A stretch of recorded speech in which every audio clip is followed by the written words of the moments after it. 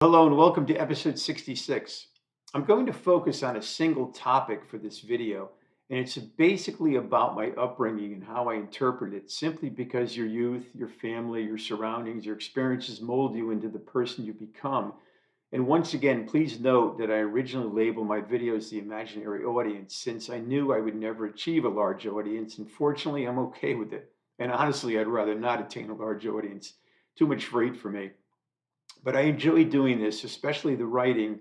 And this episode was probably one of the more enjoyable and memorable to write and revisit simply because it's my take on my younger days and how it defined me and the time period I cover is around the age of 10 to around 34. Since once I married, things changed quite a bit, and marriage will do that. I was born in New Haven, Connecticut, and we moved to West Haven when I was 3, and we were just 2 blocks from the beach. It was a very nice lifestyle, and the neighborhood was fairly densely populated beach community. And we had Savin Rock, a huge amusement park that was established in the 1870s and referred to as Connecticut's Coney Island. And I cannot find any info on the acreage of Savin Rock, but I'm going to estimate that in our time we lived there, it took up about a quarter of the city. During the summer, when I was very young, I recall hearing the cars, motorcycles, the stock car races, and people laughing and screaming off of Long Island Sound at night. But by the time I was around 14, they started tearing it down since the times were changing and it was falling apart and being taken over by transients and vagabonds. And since we were part of the baby boom generation, there was a lot of kids my age nearby. And here's where the subject matter comes into being. Yes, we weren't from the New York City streets, but we spent the better part of our time on the streets. And once you do it, it's difficult to get it out of your system. And don't get me wrong, we weren't that streetwise. Most of what we did was innocent. But if either of the two Jacks or Bill or either of the two Jimmys or Dave, Pete, Mike, Kevin, Sal, or whoever else was outside, I went outside and we took it from there. We played sports most of the time and we enjoyed each other's company. Sadly, one of the guys turned into a lost cause and he became an addict in high school and would end up murdering 2 people in Vermont and would eventually die in prison. And after coming from a high school with over 600 students in our graduating class of 1972, 50 years this year, and finding myself, interestingly enough, gravitating toward people at Central Connecticut State College that were from urban areas, or more urban areas, let's say. 2 guys from Queens, 1 woman from New Jersey, a guy from West Hartford, 2 women from Old Saybrook, 4 or 5 guys from Stamford, Connecticut, another one from Norwich, etc. People from urban areas tend to be more versatile, friendly, and interesting to be with. It's just the way it is. And I realize that this is not a universal case. And many of us still stay in touch with several of these folks that I just referred to. And this is after 50 years of knowing each other. And after I graduated from college, I was employed by Amtrak, and we worked on the Northeast Corridor Track Improvement Program.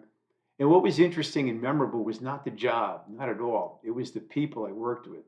The money was good at the time, and the checks were written from the US government. The same principle applied with my employment at Amtrak. There I met quite a few real streetwise guys, or as they used to call them, wise guys, from the New Haven area. You could always tell the difference between the guys from New Haven as compared to the guys from the sticks. Whether it be black, white, Hispanic, Italian, whatever, these guys were feisty, loud, constantly wisecracking, and streetwise. And you better be able to handle the ball breaking and pranks. There was quite a bit of that. And we naturally gravitated toward each other. We understood each other. But truthfully, I was a notch or two below the real streetwise guys. But I had a sense of humor, and that's what they're attracted to. You got to keep them laughing. I don't know anyone who doesn't love to laugh. And whenever there was some function or we were heading out for some drinks, I was invited. I recall many of the guys, it was a long time ago, Charlie, Ernie Moe, Bobby G, Reno, Slimmy, Frank, Onion, Herbie, 2 guys named Jerry, a Craig, Marvin, Bungie, John, and 2 Joes. There were quite a few more, but I just can't seem to recall them. But we had a lot of good times, and most of those times were simple conversations and laughs. All of these characters had something to provide, and it passed the time, and you always remember the laughs and the joking around. That will never change.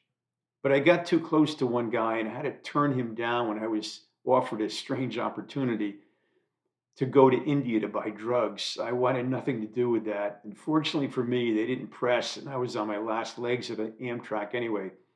So I survived it, fortunately.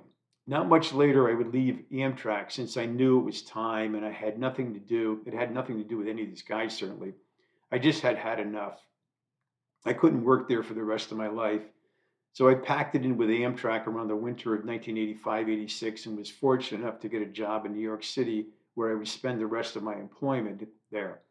And basically, what I'm saying is that you can learn a lot from the streets by interacting with a large group of people from various backgrounds and not spending most of your time on your mobile device or laptop. We didn't have it back then.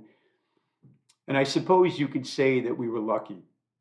We communicated face to face or on the phone if necessary. I was very fortunate to have had this type of experience, and it provided a varied experience. And you weren't getting emails, texts, or dealing with social media. And you became more interested in the world and all the people around you. You became more inquisitive, enjoyed being with people. And as the wonderful song People says, people who need people are the luckiest people in the world. In case you don't know, People was sung by Barbara Streisand, composed by Jules Stein, and lyrics from Bob Merrill. Take a listen sometime. It's a wonderful song. I will see you soon.